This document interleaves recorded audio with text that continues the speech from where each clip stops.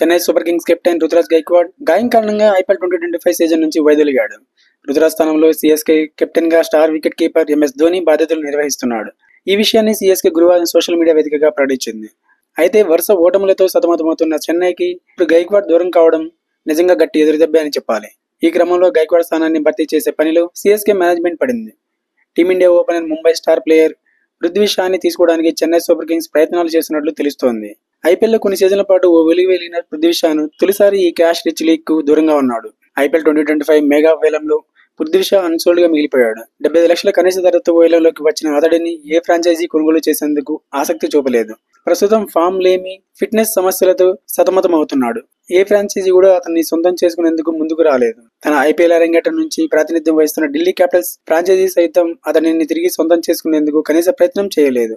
అయితే పృథ్వీ షాకు రుతురాజ్ గాయం రూపంలో మరో అవకాశాలు లభించే సూచనలు కనిపిస్తున్నాయి. ఐపీఎల్ లో ఇప్పటివరకు 79 మ్యాచ్లు ఆడిన పృథ్వీ షా 147.47 స్ట్రైక్ రేట్ తో 1892 పరుగులు చేశాడు. అందులో 14 హాఫ్ సెంచరీలు ఉన్నాయి. Thanks for watching. Have a nice day.